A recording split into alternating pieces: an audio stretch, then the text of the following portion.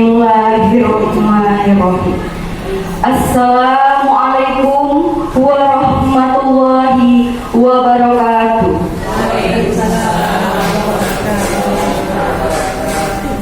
Alhamdulillahirabbil alamin. Wassalatu wassalamu ala asrofil anbiya'i wal mursalin wa ala alihi wa sahbihi ajma'in. Pertama-tama marilah kita mengucapkan puji syukur kehadirat Allah Subhanahu wa taala karena berkat rahmat beliau kita dapat berkumpul pada hari ini. Tak lupa pula salawat dan salam kita sanjung sajikan ke pangkuan alam Nabi besar Muhammad sallallahu alaihi wasallam. Karena berkat perjuangan beliau lah kita dapat merasakan kehidupan yang penuh dengan ilmu pengetahuan seperti saat ini. Yang saya hormati Bapak Kepala SMP Negeri 1 Pesangan, yang saya hormati Bapak Wakil Kepala SMP Negeri 1 Pesangan, yang saya hormati Bapak Ibu peserta desiminasi aksi nyata budaya positif, dan yang saya hormati CGP Ibu Cut Fardatul Jannah. Baiklah, untuk membuka acara kita pada hari ini agar mendapat keberkahan dari Allah Subhanahu wa taala, marilah kita membacakan surah Al-Fatihah di dalam hati. Al-Fatihah dimulai.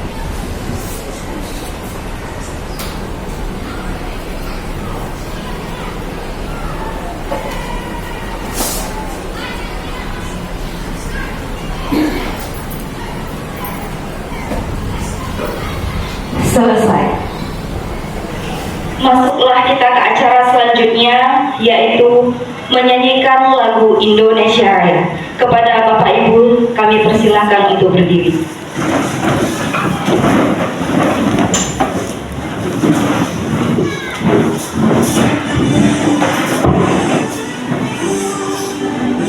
Indonesia tanah airku, tanah tumpah darahku, di sanalah aku berdiri, jadi lambung ibu.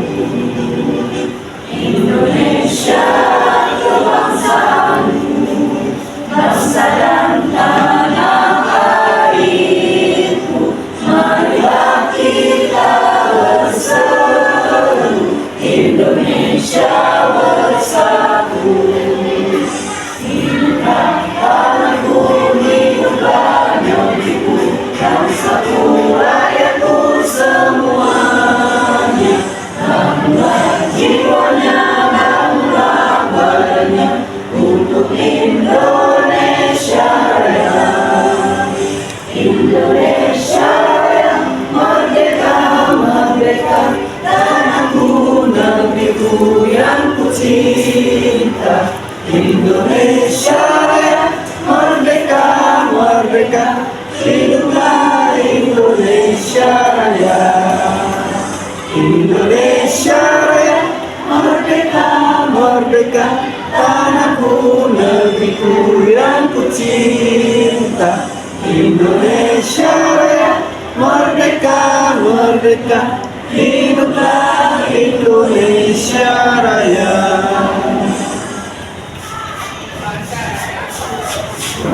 Hadirin kami persilakan untuk duduk kembali. Masuklah kita ke acara selanjutnya, yaitu kata sambutan dari Bapak Kepala Sekolah kepada Bapak Dr. Andes Azhari, kami persilakan. Bismillahirrahmanirrahim. Assalamualaikum warahmatullahi wabarakatuh. Alhamdulillahirabbil alamin. Wassalatu wassalamu ala asyrafil anbiya'i wal mursalin wa ala alihi wa sahbihi ajmain. Syukur alhamdulillah, sama-sama kita panjatkan kehadirat Allah Subhanahu wa taala, yang mana pada kesempatan pagi hari ini kita masih diberi kesehatan, masih diberi kesempatan, sehingga kita masih dapat berkumpul di tempat yang sederhana ini.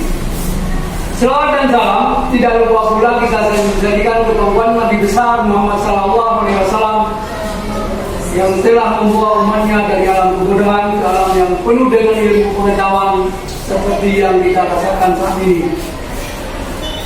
Kemudian yang terhormat Bapak Ibu Wakil Kepala SMP Negeri 1 Pesangan. Kemudian yang terhormat Ibu Cut selaku CGP satu-satunya di SMP Negeri 1 Pesangan, mungkin ke depan akan menyusul yang lain. Kemudian yang terhormat Bapak Ibu Bapak Ibu Guru SMP Negeri 1 Pesangan yang telah berhadir pada acara ini, yaitu acara desiminasi aksi nyata modul 1/4, yaitu menyangkut dengan budaya positif. Ini coba kita amati apa yang disampaikan nanti, apa yang disajikan oleh Ibu Cu, nanti kita amati semua sehingga nanti kita bisa terapkan di sekolah. Bagaimana langkah-langkah yang disajikan oleh Ibu Cu, yaitu menyangkut dengan aksi nyata ini. Jadi mudah-mudahan apa yang disampaikan oleh Ibu Cu nanti bisa kita terapkan di lokal atau di siswa kita. Jadi ini saja yang dapat saya sampaikan. Lebih dan kurang saya mohon maaf. Assalamualaikum warahmatullahi wabarakatuh. Terima kasih kami ucapkan kepada Bapak Kepala Sekolah. Selanjutnya kata sambutan dari Bapak Wakil Kepala Sekolah SMP Negeri 1 Pesangan kepada Bapak Azhari SPD kami persilahkan. Bismillahirrahmanirrahim. Assalamualaikum warahmatullahi wabarakatuh. Yang saya hormati Bapak Pimpinan SMP Negeri 1 Pesangan, kepada rekan-rekan senasib seperjuangan. Pada hari ini kita sudah bisa duduk di sini guna belajar dalam arti kata berdasarkan pengalaman. Karena kita sudah banyak bekerja, kemudian di dalam bekerja kita ada program pemberdayaan. Dalam judul saya tengok di sana, desiminasi budaya positif. Ini yang akan kita pelajari, kita kembangkan. Bukan baru ini sebenarnya. Bapak dan Ibu sekalian, dalam pelaksanaan guru penggerak, barangkali ini kita perlu mencermati apa makna penggerak tersebut. Dan kita harus bisa lihat siapa yang menggerakkannya. Apa yang kita gerakkan sebenarnya? Apakah selama kita ini diam, konstan, dan sebagainya? Kan gitu. Bapak dan Ibu sekalian, berbicara masalah diseminasi, kita harus tahu dulu perkataan diseminasi. Apa makna diseminasi? Itu berasal dari kata Inggris disseminate, artinya menyebarkan. Ya, itu kosakatanya. Jadi disseminate verb artinya kata kerja aktif. Di Indonesia kan menjadi diseminasi, artinya menyebarkan. Apa yang kita sebarkan? Ternyata yang disebarkan sama kita budaya positif. Budaya positif apa? Budaya positif terhadap pembelajaran di sekolah yang kita hadapi anak didik. Dengan adanya gerakan guru penggerak, barangkali kita bisa menggerakkan kembali secara bersama-sama untuk hal-hal yang positif. Apa saja budaya positif yang digerakkan sekolah, nanti kita bisa sharing bersama-sama. Barangkali selama ini kita sudah budayakan, namun kita mungkin tidak penguatan dalam bentuk literasi, dalam bentuk komentar. Aksi kita sudah ada sebenarnya, tapi karena kita tidak mengeluh-elukan, mempersaudarakan, seolah-olah itu tidak ada. Contoh, salam-salaman di pagi hari dengan guru, itu masuk budaya positif. Membiasakan berdoa di awal pelajaran, sudah kita mulai sebenarnya. Menutup pelajaran dengan doa juga, sudah kita mulai. Inilah barangkali beberapa contoh budaya positif, dan selanjutnya nanti akan disebarkan oleh Ibu Fadilah, dan kita share sama-sama nanti apa saja mungkin yang sudah ada baku di sana, mungkin 12 langkah budaya positif, kita tambahkan lagi, kita padukan lagi, terserah nanti tergantung kebutuhan sekolah kita. Barangkali ini saya motivasi dari saya, mudah-mudahan kegiatan ini bisa bermanfaat bagi kita, sama-sama kita sharing, sama-sama kita bisa aksi nyatakan di kelas dan juga dalam kehidupan sehari-hari di sekolah. Demikian, terima kasih. Assalamualaikum warahmatullahi wabarakatuh.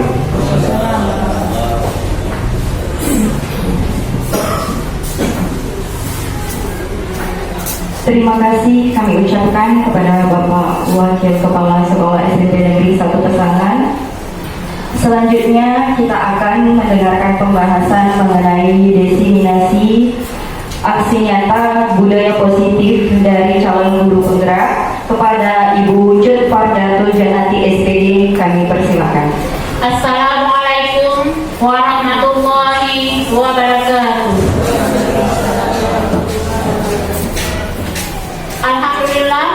Alhamdulillahirabbil alamin, wassalatu wassalamu ala asyrafil anbiya'i wal mursalin wa ala alihi wa ashabihi ajma'in. Pertama-tama, yang paling utama, marilah kita panjatkan puji beserta syukur kehadiran Allah Subhanahu wa taala yang mana oleh Allah telah memberikan taufik, rahmat dan hidayahnya kepada kita semua sehingga kita dapat berkumpul di pagi yang cerah ini. Selawat dan salam marilah kita sanjung sajikan kepada Nabi Agung Nabi Muhammad sallallahu alaihi wasallam. Berkat Nabi Muhammad yang telah menyebarkan agama Islamnya yang dulu dari masa jahiliyah sekarang menjadi masa terang benderang. Yang saya hormati Kepala Sekolah Bapak Azhari, yaitu Kepala Sekolah SMP 1 Negeri Pesangan, dan yang saya hormati seluruh Dewan Guru UPTD SMP Negeri 1 Pesangan.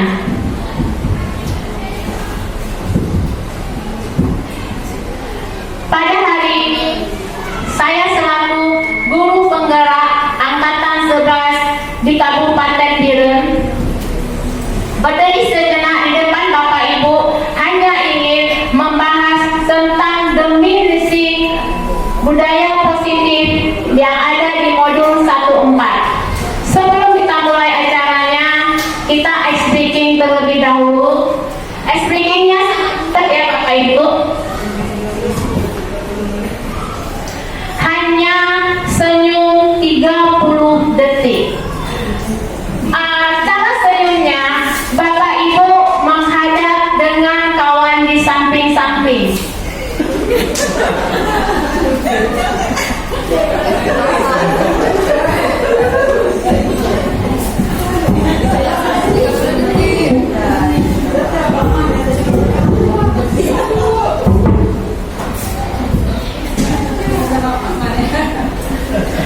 Senyumnya kita mulai ya. Ibu, dah menghadap dengan kawan samping-samping ya. Kita mulai 30 detik. Senyumnya dimulai.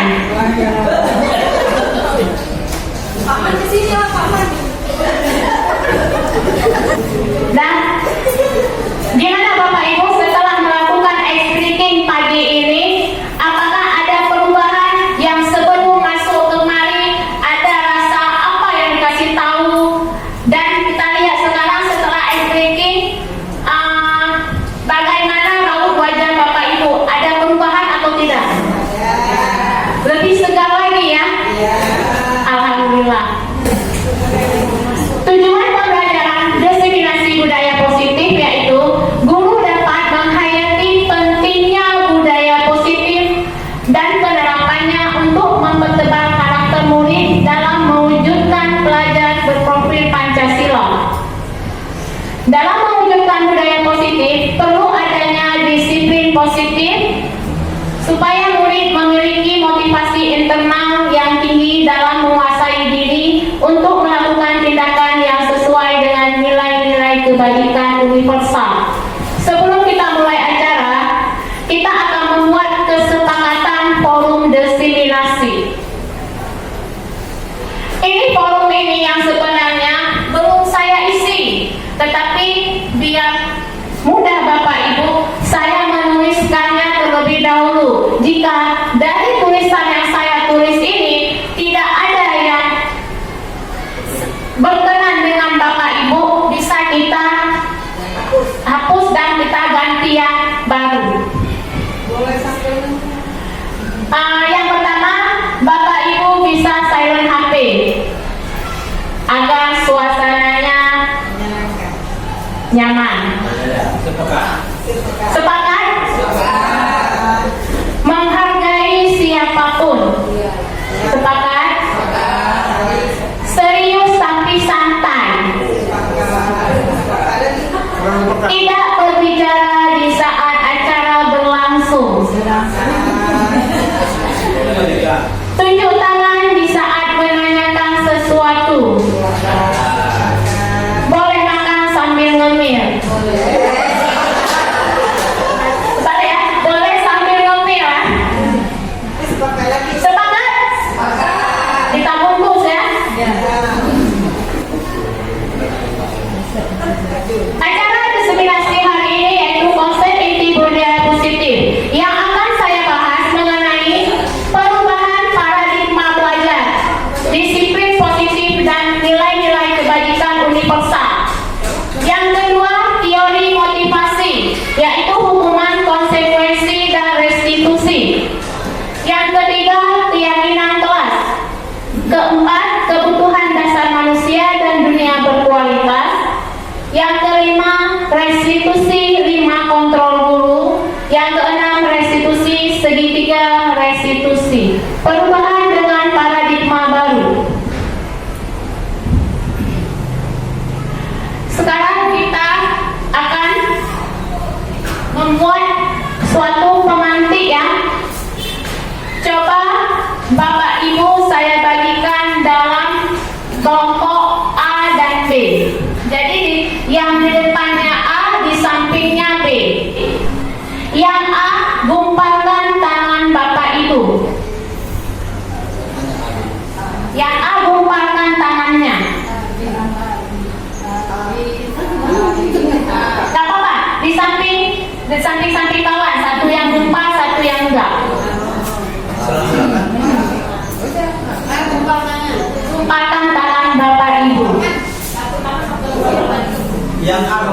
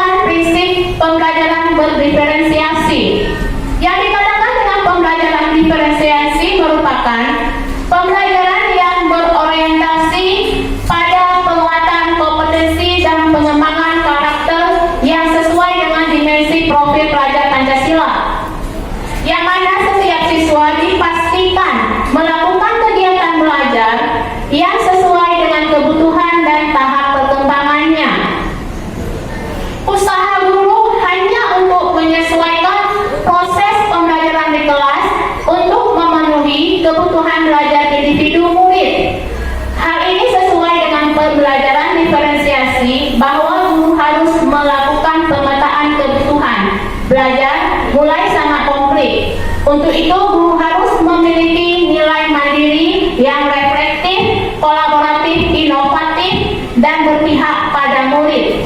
Bisa kita lihat ya, seperti Bapak Azhari mengatakan tentang pemikiran Ki Hajat Dewantara yang sangat terkenal ya, yaitu ing ngaso sang tulodo, ing madya bangun karso dan keguri handayani. Ing ngaso sung tulodo berarti di depan kita memberi contoh atau teladan kepada siswa kita. Ing madya bangun karso, di tengah membangun, di tengah kita membangun semangat, berarti kita memberi semangat kepada peserta didik kita. Tungguri handayani, di belakang kita memberi dorongan. Contohnya seperti ini. Kita ibaratnya seperti petani. Guru adalah petani dan siswanya adalah benih padi. Jadi, jikalau guru ataupun pendidik merawatnya dengan sempurna, dengan memberi bibit padi yang unggul, memilih pupuk yang bagus dan sebagainya, merawatnya, otomatis padi yang kita harapkan akan tumbuh dengan sangat bagus. Begitu juga sebaliknya kalau kita ibaratnya seperti siswa kita. Kalau siswa kita menuntun siswa dengan sungguh-sungguh, misalnya kita memberikan apa yang diperlukan oleh siswa kita, jangan misalnya kita hanya dengan metode ceramah saja, mencatat, tolong begitu masuk, tolong Bapak Ibu, tolong anak-anak kita mencatat yang ini, siap kumpul, buat latihan, siap kumpul. Tidak ada kata-kata yang perubahan dari guru untuk siswanya. Itulah yang dikatakan dengan pembelajaran berdiferensiasi. Pembelajaran diferensiasi, pembelajaran yang gurunya sendiri yang unggul di depannya. Jadi kita di sini hanya mendorong siswa kita yang aktif di dalam kelas. Jangan ataupun siswa pendidiknya saja yang hanya menerapkan pembelajarannya habis jam keluar. Dan siswanya pun asik sendiri. Kita bagaimana cara ada kolaboratif, reflektif, inovatif bagi peserta didik kita supaya menjiwai karakter ke masa depan yang cemerlang. Ini yang dikatakan dengan 6 dimensi profil Pancasila, yaitu beriman, bertakwa kepada Tuhan Yang Maha Esa dan berakhlak mulia, berkebinekaan global, bergotong royong, mandiri, bernalar kritis dan kreatif. Otomatis kita harus melihat siswa kita ada beriman, bertakwa, itu pasti ada ya. Akhlak beragama, akhlak pribadi, akhlak kepada manusia, akhlak kepada alam, akhlak kepada negara. Berkebinekaan global, mengenal dan menghargai budaya bangsa Indonesia, keunikan dan interaksi antar budaya. Kalau gotong royong, kolaborasi, kepedulian dan berbagi, mandiri, pemahaman diri dan situasi, bernalar kritis, memperoleh dan memproses informasi dan gagasan, kreatif, menghasilkan gagasan yang eksternal, miskonsepsi tentang teori kontrol. Dalam miskonsepsi tersebut terdapat ilusi guru cara mengontrol murid. Yang dikatakan dengan ilusi guru mengontrol murid, pada dasarnya kita tidak dapat memaksa murid untuk berbuat sesuatu jika murid tersebut memilih untuk tidak melakukannya. Seperti halnya gumpalan tangan tadi. Kalau siswa tersebut, kita bisa melihat sendiri di kelas, ada siswa yang berkenan dengan kita, ada siswa yang tidak berkenan dengan kita. Walaupun di situ kita memberikan budaya positif kepada siswa kita, padahal kita mengontrol perilaku murid. Tetapi jika dia tidak mau, tetap tidak mau. Berarti di sini kita ada usaha untuk berubah siswa tersebut. Ilusi bahwa semua penguatan positif, efektif dan bermanfaat. Di sini tujuannya bujukan bentuk-bentuk kontrol. Kita ada trik-trik dalam mengontrol siswa kita. Ilusi bahwa kritik dan membuat orang merasa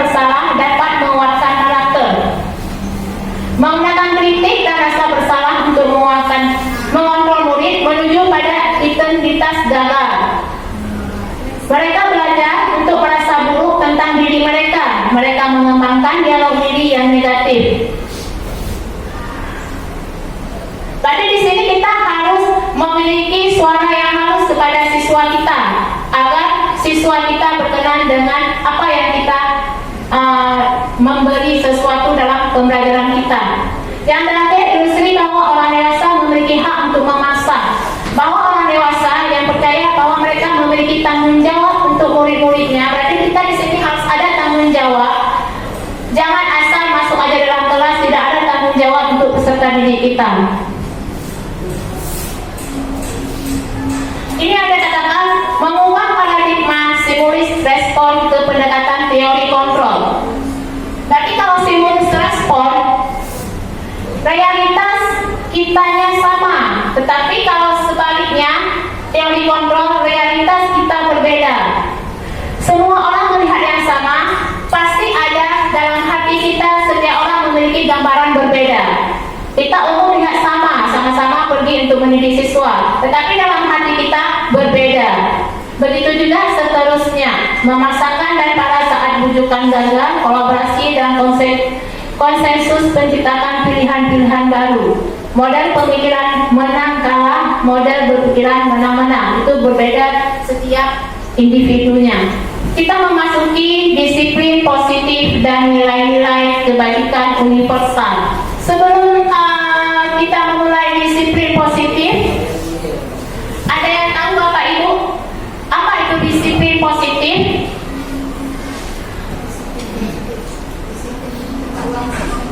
Disiplin tepat waktu. Ada yang lain? Kesepakatan kelas. Ya Ibu Il?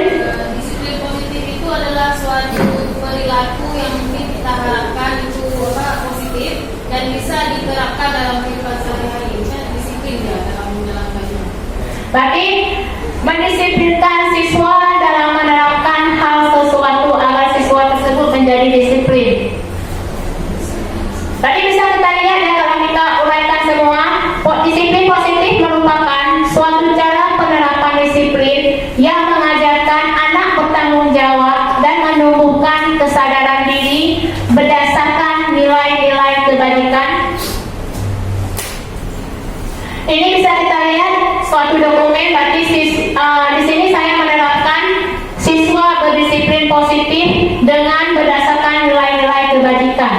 Disiplin diri dapat membuat murid memahami dan menyadari berdasarkan motivasi internal, bukan akibat paksaan ataupun pujian ataupun hukuman. Jadi di sini saya menerapkan kesadaran siswa masing-masing untuk berkolaborasi. Kalau memang tidak mau berkolaborasi, kita bisa menggantikan materi yang lain. Jadi semua siswa antusias untuk mengerjakannya.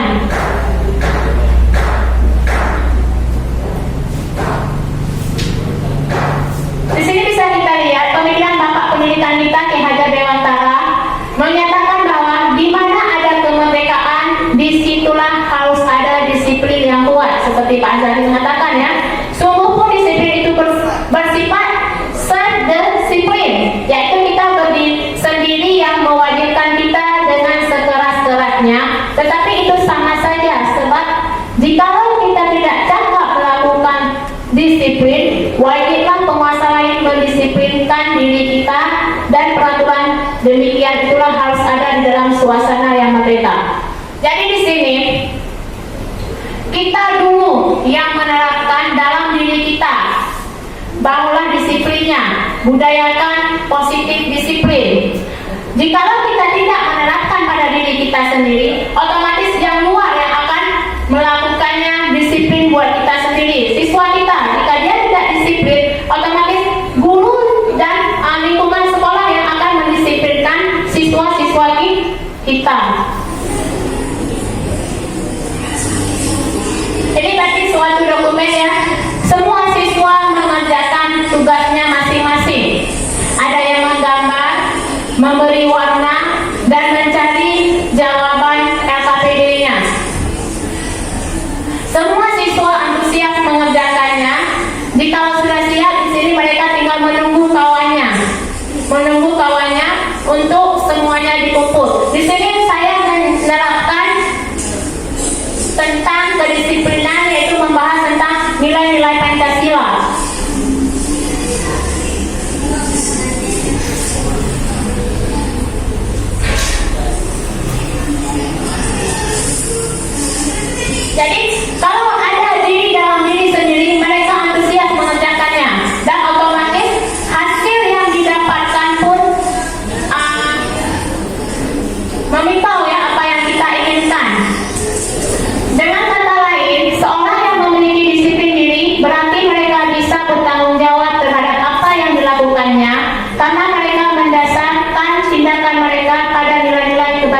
universal.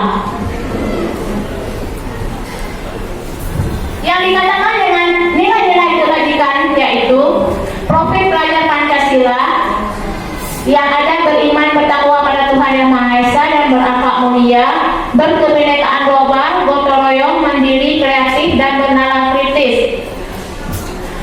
Program tahunan dasar yang termasuk dalam program tahunan dasar yaitu toleransi, rasa hormat, integritas, mandiri, menghargai, antusias, empati, keinginan tahuan, kreativitas, kerjasama, percaya diri, dan komitmen.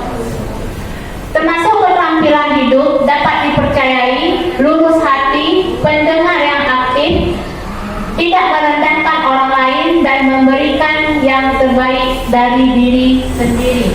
Sekarang kita masuk teori motivasi, hukuman, dan konsekuensi restitusi. Berarti Bapak Ibu, ini adalah prioritas kita sebagai guru ya.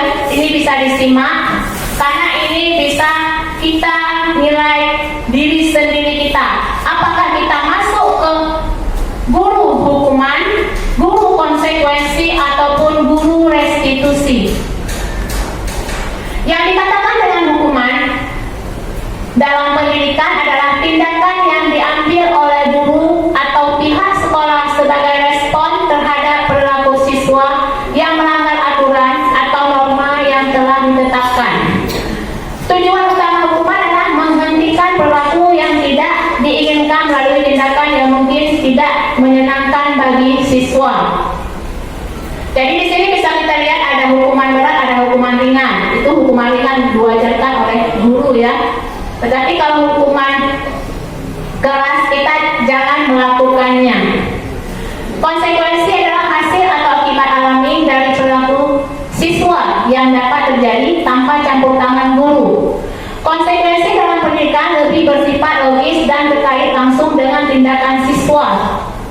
Restitusi dalam pendidikan adalah upaya untuk memperbaiki kerusakan atau kerugian yang telah disebabkan oleh perilaku siswa. Restitusi berfokus pada pemulihan dan tanggung jawab serta mendorong siswa untuk memperbaiki situasi guru, dapat menerapkan pendekatan yang lebih efektif dalam mendisiplinkan siswa. Selain itu juga turut membangun lingkungan belajar yang lebih positif. Berarti ada perbedaan antara ketiganya. Nanti Bapak Ibu akan lebih jelas setelah saya memberikan contoh dari ketiga ini. Ini menurut Diana Boston dalam bukunya menyatakan ada 3 motivasi perilaku manusia. Berarti ada motivasi ekstrinsik, yang masuk motivasi ekstrinsik, dan yang masuk motivasi intrinsik. Motivasi ekstrinsik berarti untuk menghindari ketidaknyamanan atau hukuman, untuk mendapatkan imbalan atau penghargaan dari orang lain. Yang masuk motivasi intrinsik untuk menjadi orang yang mereka inginkan dan menghargai diri sendiri dengan nilai-nilai yang mereka percayai.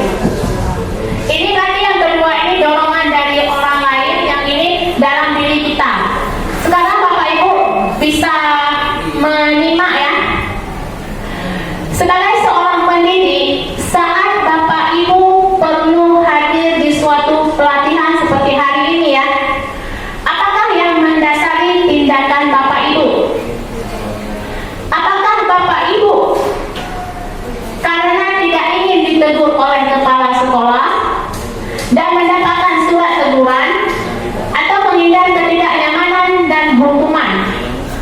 Atau Bapak Ibu ingin dilihat atau dipuji di lingkungan sekolah Bapak Ibu? Atau ingin mendapat sekaligus penghargaan sebagai kepala sekolah atau guru berprestasi?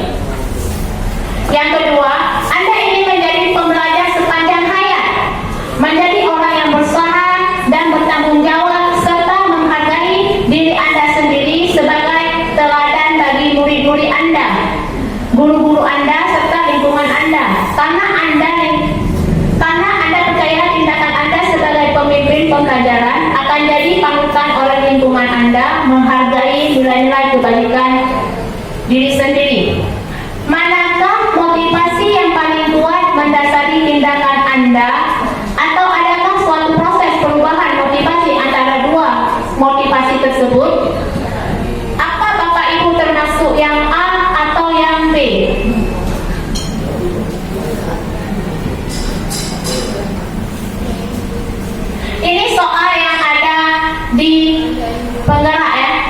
Jadi saya sebarkan kepada Bapak Ibu. Nanti akan kita lihat jawaban dari saya sendiri. Jadi memang ada bukti fisiknya ya pada diri kita semuanya sebagai pendidik. Ini menurut pribadi masing-masing, tidak dinilai dengan kepala sekolah ya. Nggak apa-apa. Kita di sini kolaborasi. Ada yang mau menjawab? Nggak ada. Nggak apa-apa ya, saya yang jawab aja. Ini jawaban saya yang di LMS ya, di PNN. Teori motivasi. Motivasi yang paling kuat mendasari tindakan saya adalah saya ingin menjadi guru pembelajar sepanjang hayat. Mengapa? Menjadi orang yang berusaha dan bertanggung jawab serta menghargai diri saya sendiri sebagai teladan bagi murid-murid saya, guru-guru saya serta lingkungan saya. Karena saya percaya tindakan saya menjadi pemimpin pembelajaran akan jadi panutan oleh lingkungan saya, yaitu menghargai nilai-nilai kebajikan diri sendiri untuk saya, bukan pemaksaan ya. Yang kedua, bila di sekolah Bapak Ibu tidak ada aturan memberikan surat teguran bagi guru dan karyawan yang sering datang terlambat, atau tidak ada atasan yang memberikan Anda penghargaan menjadi karyawan terbaik karena sering tepat waktu. Berarti ini antara terlambat dan tepat waktu, tidak ada respon sama sekali. Apakah Anda akan datang tepat waktu atau sebaliknya untuk mengajarkan murid-murid Bapak Ibu?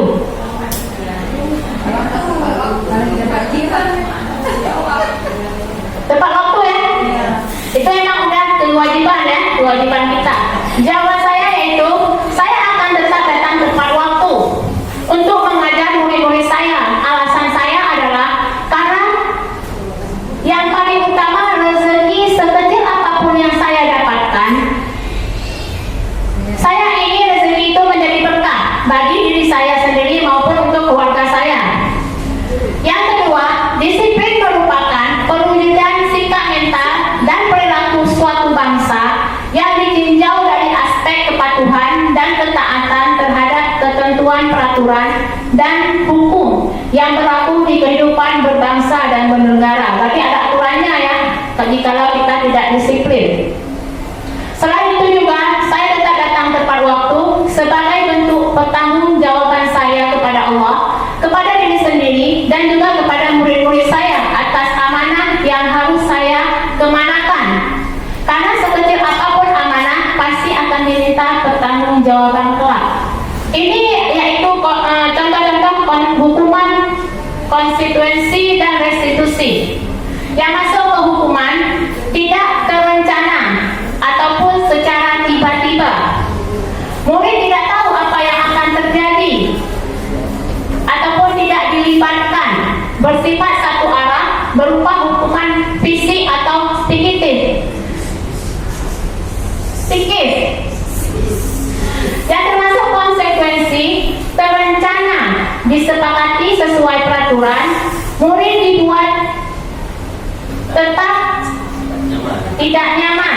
Sikap guru selalu memonitor murid, restitusi, proses penciptaan kondisi bagi murid untuk memperbaiki kesalahan, proses kolaboratif yang mengajarkan murid untuk mencari solusi sendiri.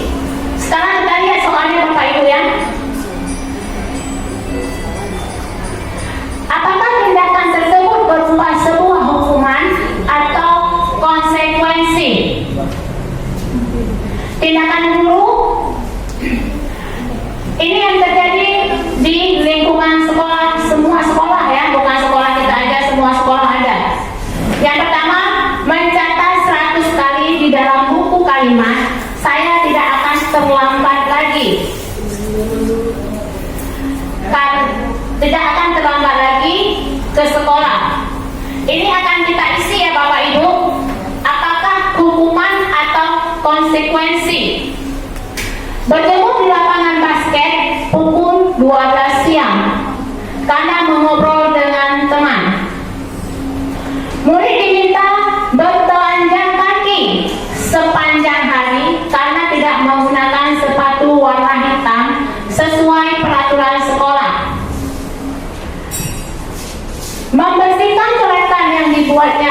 meja tulis, berdiri di depan kelas sambil mengangkat kaki satu karena tidak bisa menjawab pertanyaan.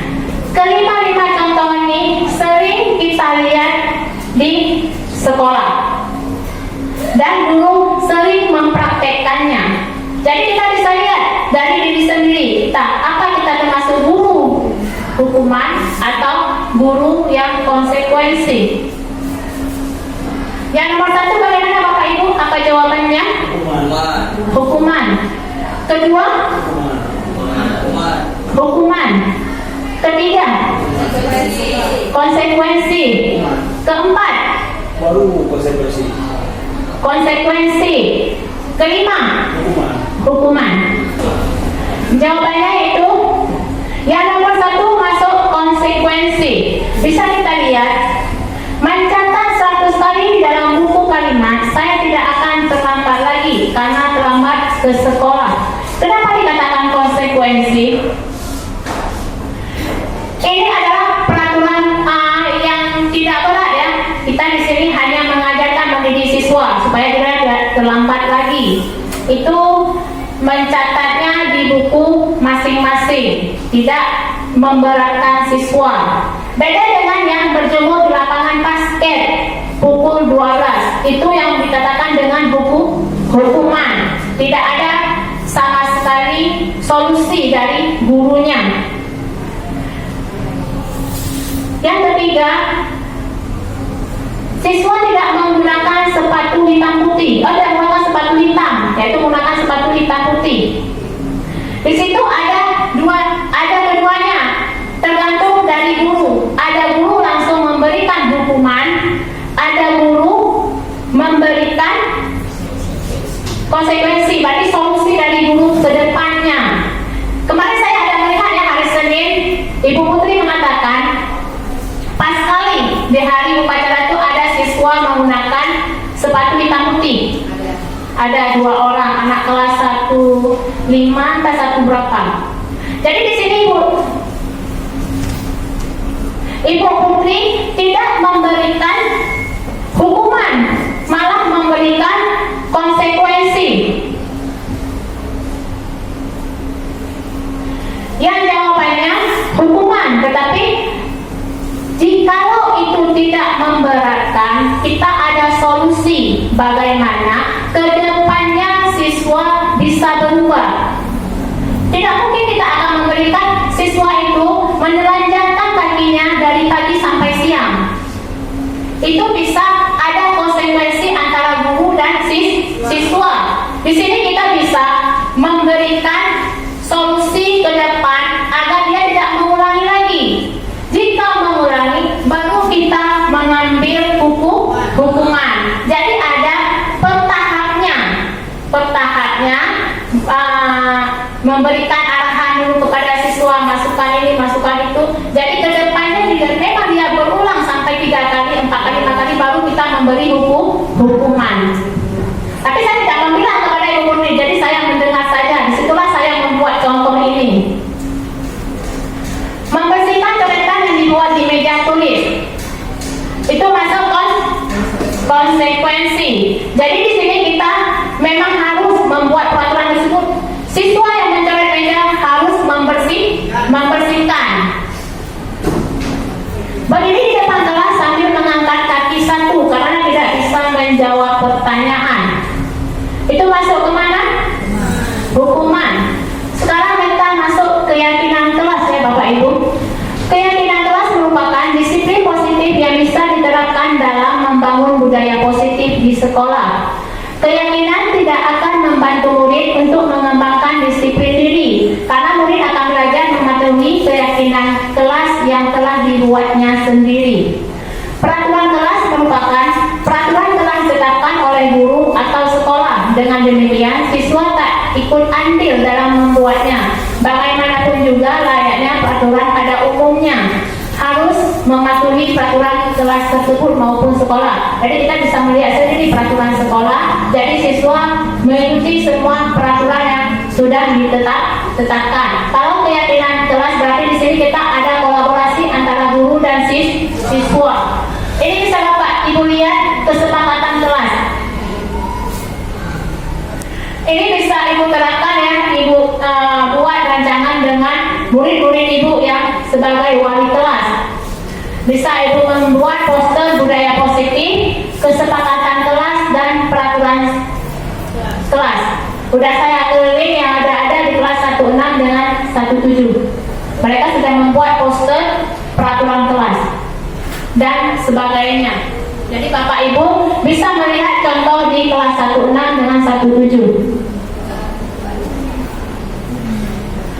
Kebutuhan dasar manusia dan dunia berkualitas.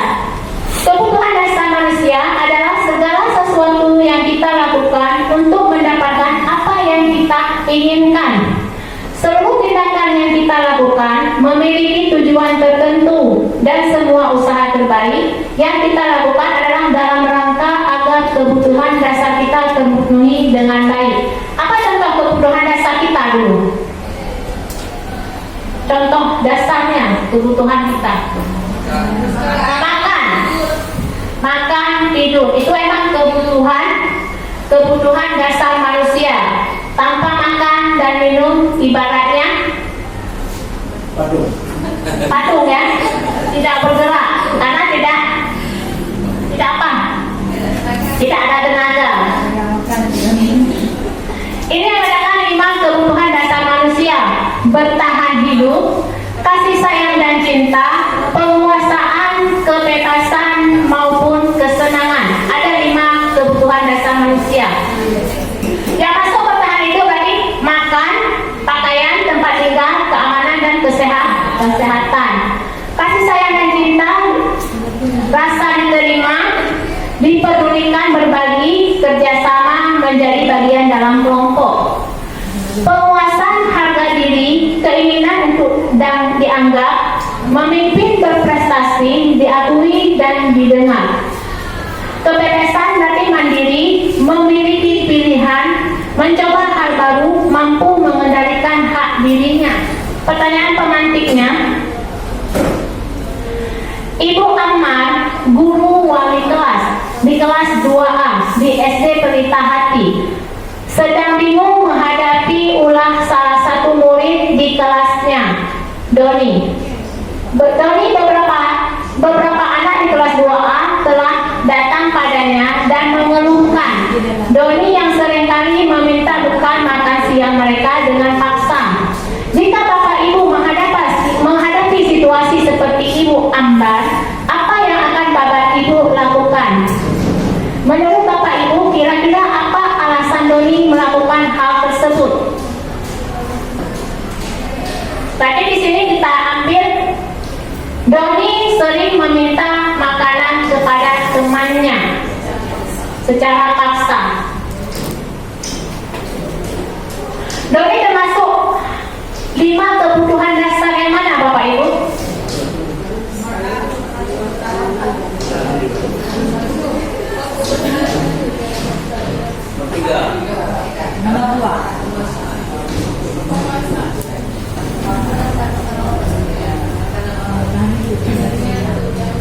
Tidak coba dengan perubahan yang belum makan 2 hari. Yang 1. Berarti kita lihat tergantung si Doni ya, si Doninya. Saya pun pas membaca soal ini jadi kebingungan. Kayaknya masuk semuanya ya, tetapi kalau kita lihat yang utamanya kebutuhan manusia itu apa? Berarti makan. Ini jawaban yang saya cari tahu. Situasi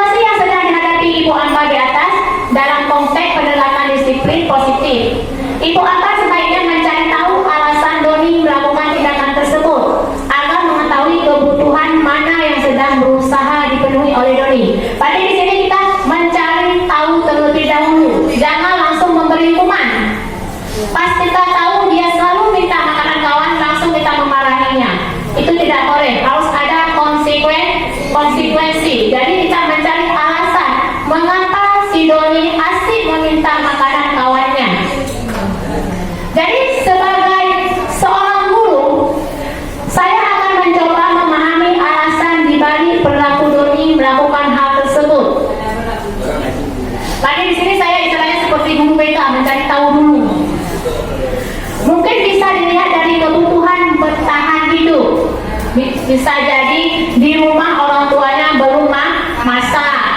Jadi mau makan apa? Dan jamnya pun hampir telat untuk ke sekolah. Jadi kita bisa lihat ada orang tua yang tidak masak lagi. Ada orang tua yang memang menyediakan makanan untuk anak-anaknya sebelum berangkat sekolah. Tadi kebutuhan si Doni itu bisa jadi dia belum makan di rumah.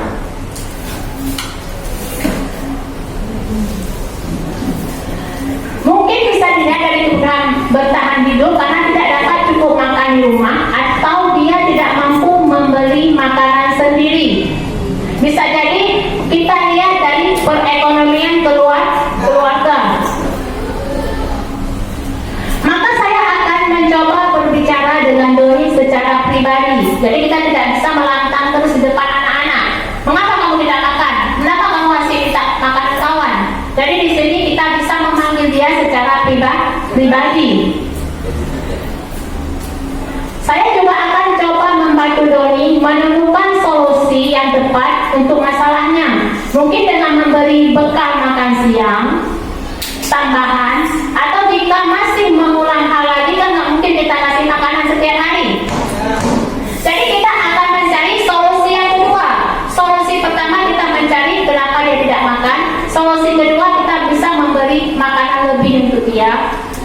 Tetapi dia masih juga mengulang kembali, kita akan mencari solusi yang ketiga, yaitu menemui orang tua Doni untuk membahas mengenai tindakan Doni terhadap temannya.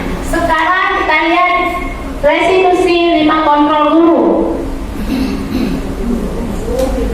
Ini ada 5 kontrol guru ya, restitusi kontrol guru. Guru ibarat penghukum, guru ibarat pembuat merasa bersalah, guru sebagai teman, guru sebagai pemantau, dan guru sebagai manajer. Sekarang kita lihat guru sebagai penghukum. Seorang penghukum bisa menggunakan hukuman fisik maupun verbal. Guru yang menerapkan posisi penghukum akan berkata, patuhi aturan saya. Awas jika tidak patuhi. Itu pasti ada kata yang terakhir ya. Kamu selalu saja salah. Pasti selalu yang terakhir selesai. Guru seperti tidak senantiasa percaya hanya ada cara agar pembelajaran bisa berhasil. Berarti kita tidak melihat apa alasannya, yang penting pembelajaran kita usai. Yang kedua, membuat merasa bersalah. Pada posisi ini biasanya guru akan berusaha lebih lembut. Seperti, ibu sangat kecewa sekali dengan kamu. Berapa kali bapak harus memberitahu kamu, nak? Gimana coba kalau orang tua kamu tahu kamu berbuat begini? Berarti ada nada antara guru penghukum dengan guru pembuat merasa bersalah. Nada suaranya ya. Guru sebagai teman. Guru pada posisi ini tidak akan menyakiti murid. Karena kenapa? Ibaratnya seperti teman. Namun akan tetap berupaya mengontrol murid melalui persuasi. Akan berkata, ayo bantulah demi bapak ya. Pasti kita kalau menjadi teman murid pasti ada trik-triknya untuk supaya siswa kita mau mengerjakannya. Ayo bantulah demi bapak ya. Ayo ingat tidak bantuan bapak selama ini. Berarti ingat nggak bantuan bapak selama ini kepada kamu? Dengan demikian murid akan tergantung pada guru tersebut. Itu tidak bisa juga ya. Siswa tergantung kepada guru. Pemantau. Memantau berarti mengawasi. Guru mengawasi setiap siswanya, perilaku orang-orang yang kita awasi. Peraturannya apa? Apa yang telah kamu lakukan? Sanksi dan konsekuensinya. Seorang pemantau sangat mengandalkan perhitungan, catatan, data yang dapat digunakan sebagai bukti atas perilaku seseorang. Berarti kita di sini memantau dulu dalam beberapa hari siswa itu bagaimana ke depannya. Manajer, di mana posisi guru berbuat sesuatu bersama dengan murid. mempersilahkan murid mempertanggungjawabkan perilakunya, mendukung murid agar dapat menemukan solusi atas permasalahannya sendiri. Jika kamu memperbaiki ini, apa rencana kamu untuk memperbaiki hari ini? Kasus siswa tidak memakai atribut lengkap saat upacara. Ini tadi yang termasuk ke 5 kontrol guru. Apakah masuk ke penghukum sebagai teman, manajer, pemantau, dan guru merasa pembuat masalah? Ayo dong, ikuti peraturan sekolah. Tolong bantu bapak ibu yang sekali lagi, ya sudah tidak apa-apa. Lain kali jangan berbuat seperti ini lagi. Ini masuk ke mana bapak ibu? Kamu sedang melanggar peraturan sekolah. Kamu tahu kan konsekuensinya? Setelah upacara, kamu beri atribut di ruang OSIS dan jangan diulangi lagi. Manajer, adakah kamu tahu apa kesalahanmu? Kira-kira bagaimana kamu menanggapinya? Berarti yang pertama teman, yang kedua manajer, ketiga pemantau. Jawabannya yang pertama teman, kedua pemantau, ketiga manajer. Betul jawabannya ya? Betul. Kita sudah tahu yang dikatakan dengan 5 kontrol guru. Sekarang restitusi, segitiga restitusi. Dikatakan segitiga restitusi adalah proses menciptakan kondisi bagi murid untuk memperbaiki kesalahan mereka, sehingga mereka bisa kembali pada kelompok mereka dengan karakter yang lebih kuat. Berarti belajar dari kesalahan. Di sini murid melihat belajar dari kesalahan dan memperbaiki hubungannya antara siswa dengan guru merupakan tawaran tetapi bukan paksaan. Menuntun untuk melihat ke dalam diri, berarti kita di sini menuntun agar siswa itu lebih positif lagi. Fokus pada karakter dan fokus pada solusi. Sehingga restitusi ada 3, menstabilkan identitas. Di sini dikatakan menstabilkan identitas berdasarkan prinsip membuat kesalahan adalah bagian dari proses pembelajaran. Berbuat salah itu wajar. Tidak ada manusia yang sempurna. Ibu bapak juga pernah melakukan itu. Ibu bapak tidak mau mencari siapa yang salah, tapi ibu bapak ingin mencari solusi dari permasalahan ini. Kamu berhak merasa begitu. Yang dikatakan validasi tindakan yang salah berdasarkan prinsip setiap perilaku berupaya memenuhi suatu kebutuhan tertentu. Kamu pasti punya alasan mengapa melakukan hal itu. Padahal kamu bisa melakukan yang lebih buruk dari ini ya. Ini saya ada membuat demonstrasi kontekstual yang ada di LMS. Kami mencari dua kasus yang ada di sekolah Bapak Ibu. Tapi di sini saya disuruh tugas kami mencari segitiga restitusi.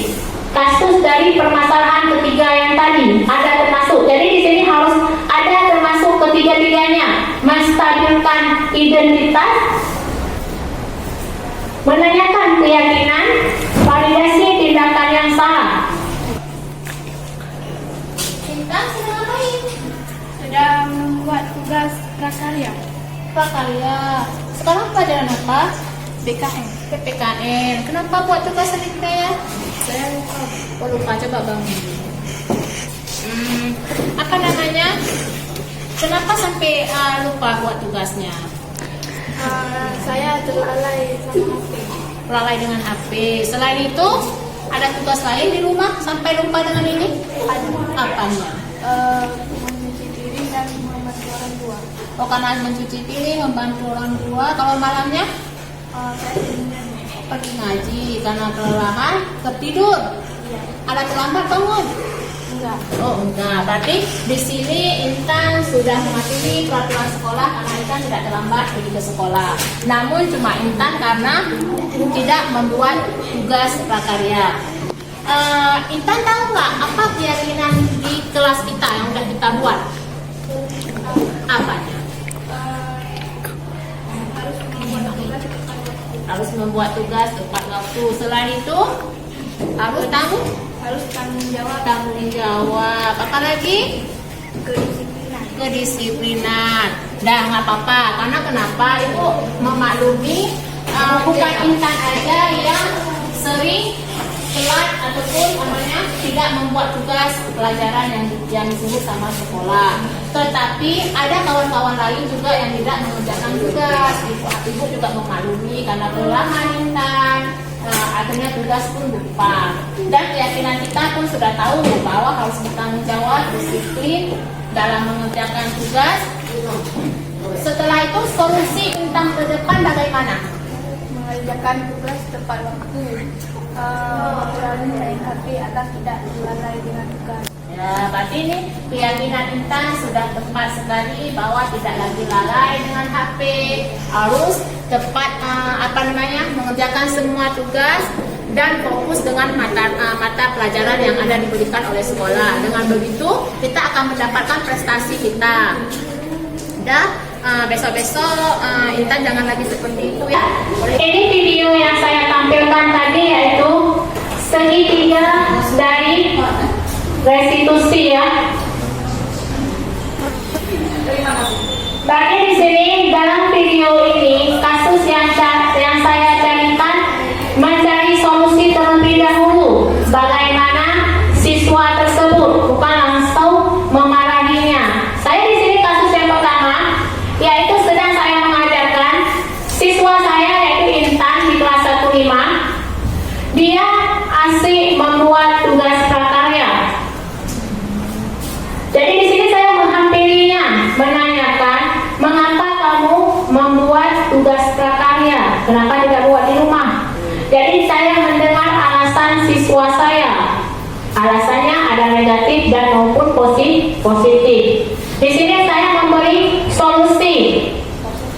Ke depan jangan lagi mengulanginya. Dia tidak terlambat ke sekolah, cuma hanya tidak mengerjakan tugas. Jadi di sini saya mencari solusi bagaimana ke depannya agar kamu membuat tugas di rumah. Solusi yang kedua yaitu Khalil. Dia berbicara di saat kawan presentasi.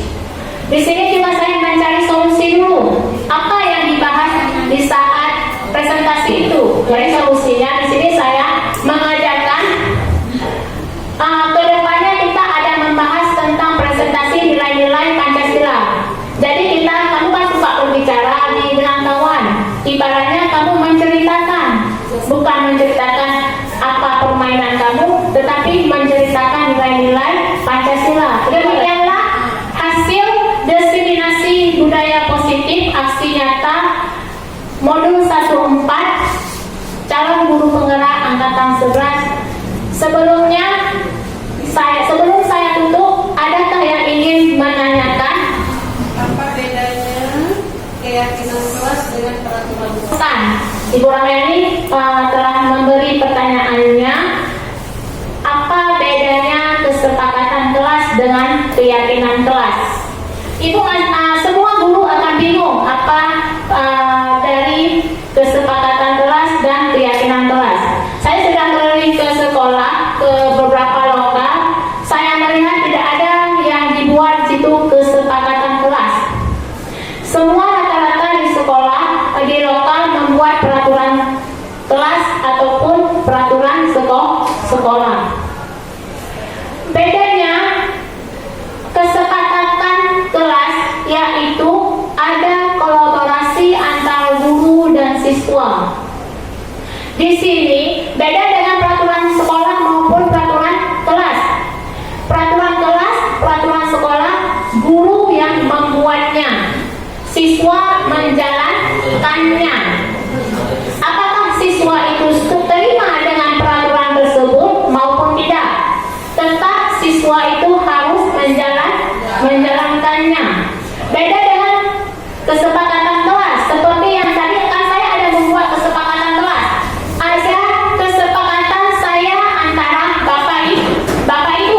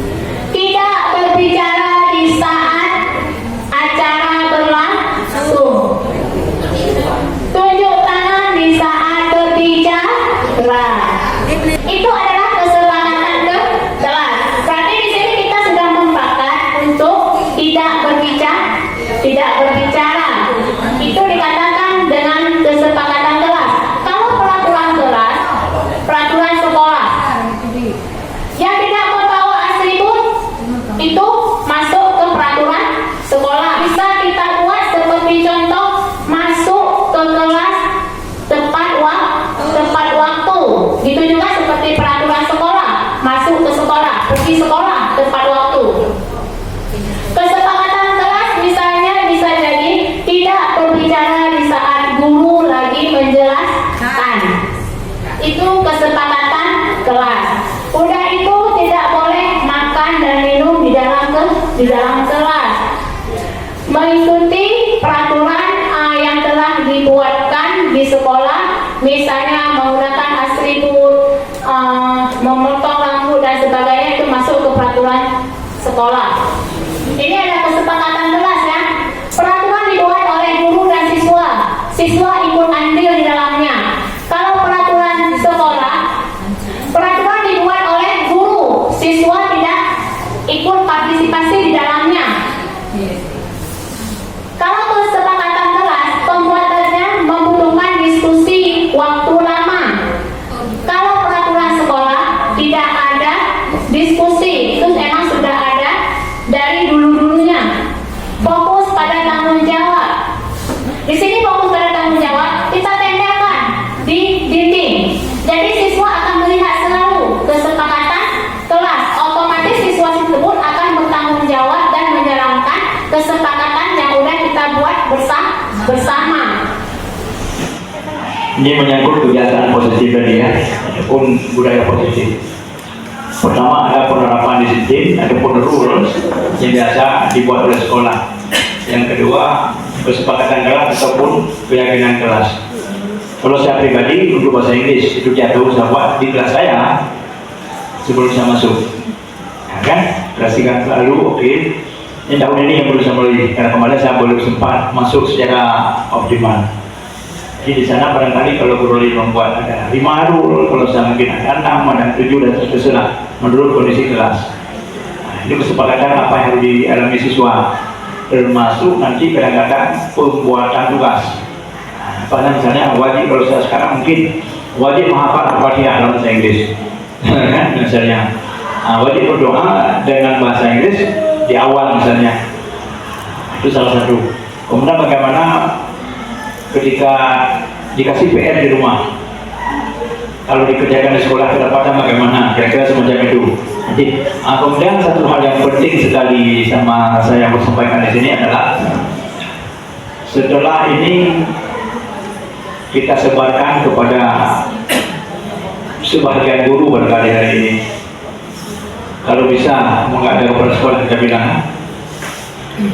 apakah ini kita diseminasikan kepada seluruh jajaran, kepada seluruh guru, sehingga apa-apa yang kita laksanakan di sini bermanfaat adanya dan berkelanjutan.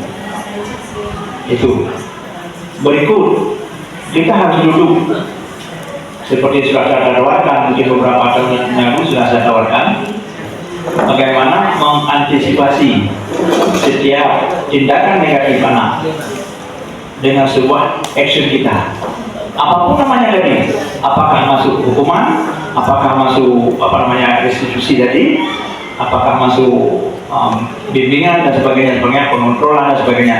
Jadi ini harus merupakan ada sikap kita sehingga kita bisa bayangkan apa-apa saja tingkatan negatif anak. Kan kita bisa bayangkan berdasarkan pengalaman hari. Dan actionnya anak-anak bagaimana tindakan kita.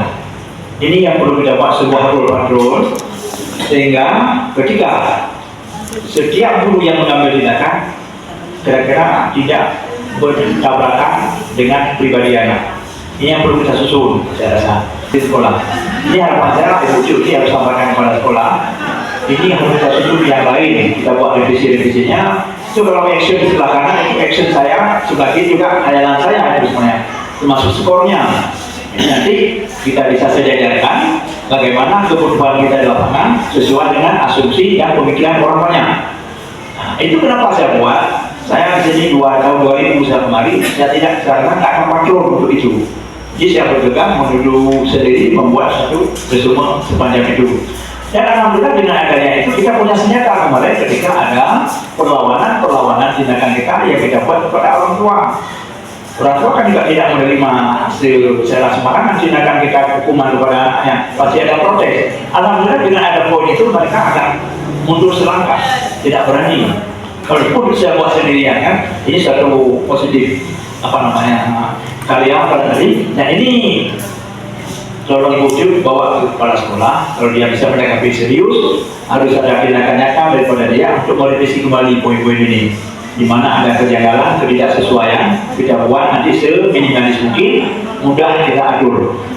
Saya rasa itu, kalian mendukung kesimpulan dari saya, mudah-mudahan duduk kita hari ini bisa bermanfaat, bisa berkembang terus demi kesuksesan kita bersama. Oke, thank you very much. Demikian acara diseminasi modul 14 aksi nyata budaya positif calon guru penggerak angkatan 11. Saya tutup. Assalamualaikum warahmatullahi wabarakatuh. Waalaikumsalam warahmatullahi wabarakatuh. Terima kasih kepada Ibu Cut Fatatul Jannati SPD yang sudah menyampaikan diseminasi aksi nyata berupa disiplin positif. Selanjutnya kita akan menutup acara ini dengan berdoa yang akan dibawakan oleh Bapak Mulyadi. Kepada Bapak Mulyadi kami persilahkan. Dengan mengharap dari Allah Subhanahu wa taala semoga acara kita berkah pada hari ini. Bismillahirrahmanirrahim. Alhamdulillahirabbil alamin hamdan yuwafi ni'amahu wa yukafi'u mazidah. Ya Rabbana lakal hamdu kama yanbaghi li jalali wajhikal karim wa 'azimi sultanik. Allahumma shalli ala Muhammad wa ala ali Muhammad kama shallaita ala Ibrahim wa ala ali Ibrahim innaka Hamidum Majid. Allahumma barik ala Muhammad wa ala ali Muhammad kama barakta ala Ibrahim wa ala ali Ibrahim innaka Hamidum Majid. Allahumma firlahu Allahumma Rabbana atina fid dunya hasanah wa fil akhirati hasanah wa qina adzabannar. Rabbana tuzigh qulubana ba'da idh hadaytana wa hab lana min ladunka rahmah innaka antal wahhab. Subhanakallahumma rabbil izzati amma yasifun wa salamun alal mursalin walhamdulillahi rabbil alamin. Assalamualaikum warahmatullahi wabarakatuh. Waalaikumsalam. Terima kasih kepada Bapak Mulyadi. Dengan berakhirnya doa tersebut maka berakhirlah acara diseminasi kita pada hari ini. Saya selaku moderator mengucapkan terima kasih kepada Bapak Ibu yang sudah berkenan hadir, dan saya meminta maaf apabila ada kesalahan. Assalamualaikum warahmatullahi wabarakatuh.